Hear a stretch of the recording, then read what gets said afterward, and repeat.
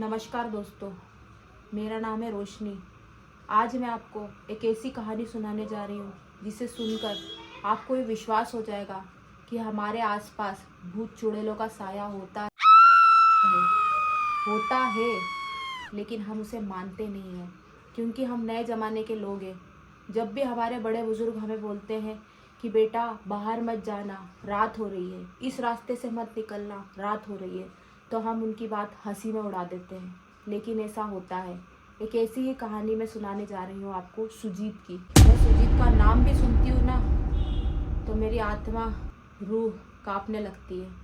उसकी कहानी सुनने से ही मुझे डर लगने लगा, तो सोचो उसने तो रियल महसूस किया है उस पल को, उसे कितना डर लगता होगा। आज भी उस कहानी को सुनकर मुझे ऐसा लगता है कि कोई भी उस रास्ते से कभी ना गुजरे। टाइम बर्बाद ना करते हुए कहानी सुनाती हूँ आपको। सुजीत ऑफिस से घर लौट रहा था, उसी रास्ते से जहाँ से वो रोज लौटता था, लेकिन उस दिन उसकी गाड़ी खराब हो गई थी और वो रात कोई आम रात नहीं थी, वो अमावस की रात थी।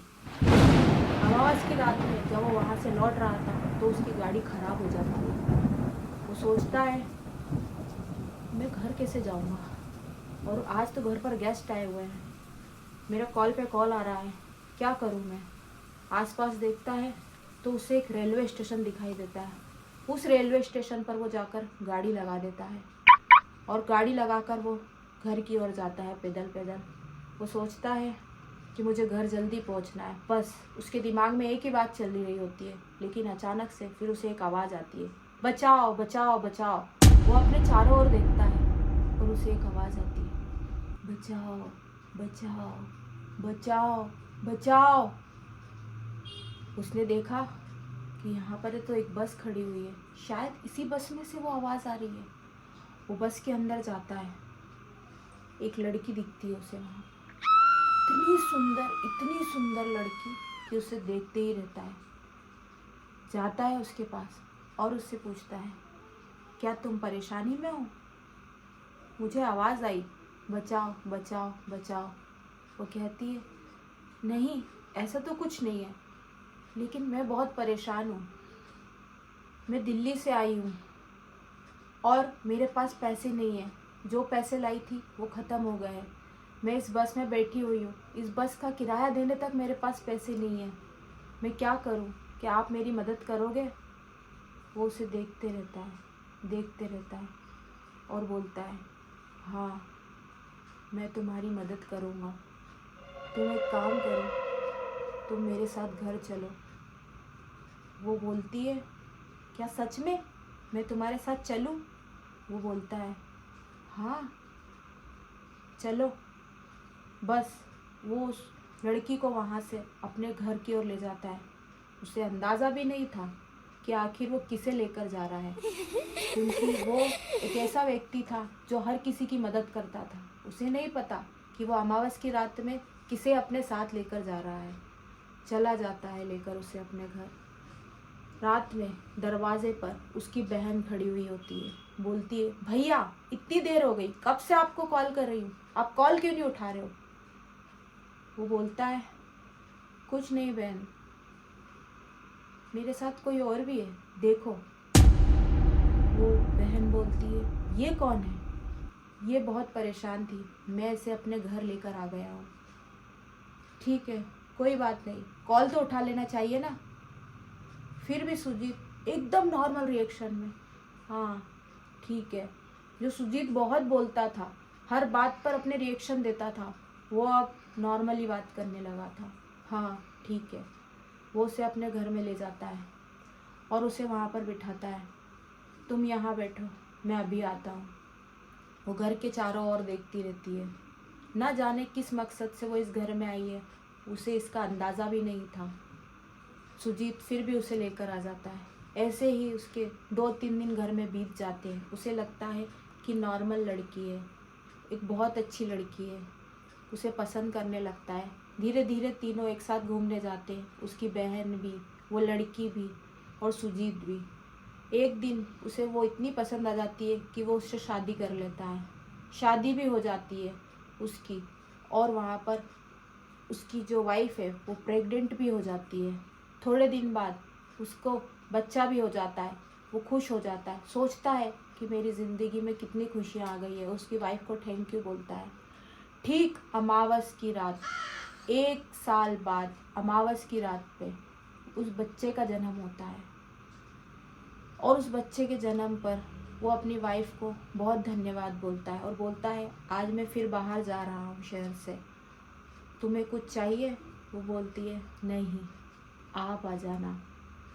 वो और खुश हो जाता है और शहर के रास्ते निकल जाता है। उसे अंदाज़ा भी नहीं था कि उसके बच्चे के साथ क्या होने वाला है, क्योंकि वो एक आम लड़की नहीं थी, वो डायन थी जो हर किसी के साथ शादी करती थी और एक बच्चा पैदा करती थी। और जैसे ही अमावस की रात आती थी तो उस बच्चे की वो बलि चढ़ा देती थी। अचानक से सुजीत का मन घबराता है कि मैं इतनी जल्दी कैसे आ गया, मुझे अभी नहीं आना था, मेरा मन कर रहा है घर जाने को। जैसे ही रात होती है उस बच्चे को उठाकर वो शमशान घाट ले जाती है और वहाँ पर उसकी बलि की तैयारी करती है। वो घर आता है, सोचता है एक बार फिर से मुन्ने को देख लूँ। घर आता है, देखता है घर में कोई नहीं है। उसकी बहन जो सो रही है, भगवान जाने क्या हो रहा है क्या नहीं हो रहा है, कुछ नहीं पता। उसे खूब हिलाता है, पूछता है भाभी कहाँ है, भाभी कहाँ है, भाभी कहाँ है, लेकिन कुछ नहीं। फिर वो सोचता है लगता है कुछ गहरी नींद में है या इसकी तबीयत खराब है इसलिए नहीं उठ रही है, इसको छोड़ता हूँ, पहले मुन्ने को देखता हूँ। वो खूब आवाज़ लगाता है। जिस लड़की को वो घर लाया था उसने उसका नाम रखा था काजल। वो बोलता है काजल काजल, मुन्ना कहाँ है, मुन्ना कहाँ है, मुन्ना कहाँ है, लेकिन कोई आवाज़ नहीं आती। उसका मन घबराने लगता है। धीरे धीरे वो वहाँ से जाता है, क्योंकि एक बात अच्छी थी कि शमशान घाट उनके घर से थोड़ी ही दूर पर था। वो पैदल ढूंढता है, देखा तो काजल के हाथ में एक तलवार होती है और मुन्ना ज़मीन पर लेटा हुआ है। वो दौड़ कर जाता है और उसके हाथ से तलवार फेंकता है। ये क्या कर रही हो तुम? वो वैसे ही चुड़ैल का रूप धारण कर लेती है। वो बोलती है साले तू रोकेगा मुझे, तू रोकेगा? अरे काजल तुमको ये क्या हो गया है? तू मेरी काजल नहीं है, बता कौन है तू? हंसने लगती है। मैं तेरी कोई काजल नहीं हूँ, मैंने तो तुझसे शादी की थी ताकि मैं एक बच्चे को जन्म दे सकूं और मेरी उम्र 100 साल बढ़ जाए। उसके हाथ कांपने लगते हैं। वो सोचता है कि कैसे मैं अपने बच्चे को बचाऊं, कैसे बचाऊं। वो बच्चे को लेकर भागता है, लेकिन वैसे ही वो उसका अपना हाथ लंबा कर लेती है और उसकी गर्दन पकड़ लेती है। लेकिन वो हार नहीं मानता है। वो भगवान का नाम लेता है, बोलता है राम राम राम राम। वो हंसने लगती है। देखती हूँ कौन से राम आएंगे तुझे बचाने के लिए।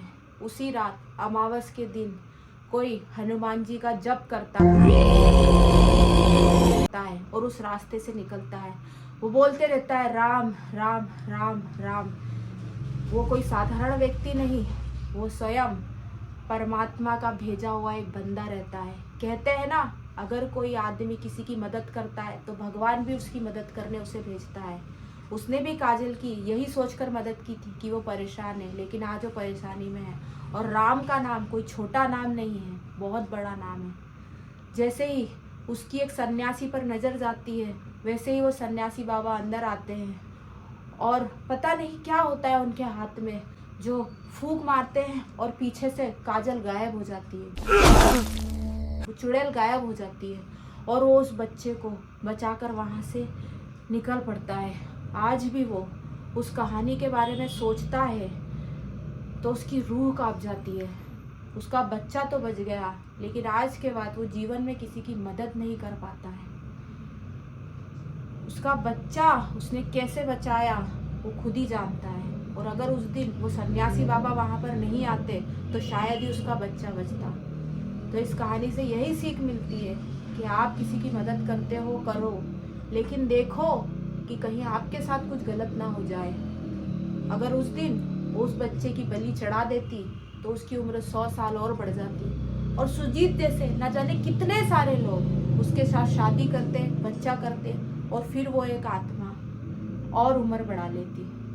तो सावधान रहो आप लोग, आपके कहे गए बुजुर्गों की बात को नज़रअंदाज मत करो। अमावस हो या चौदस हो, अपने घर से यूं बिना बताए मत जाओ, उनकी हर बात को मानो।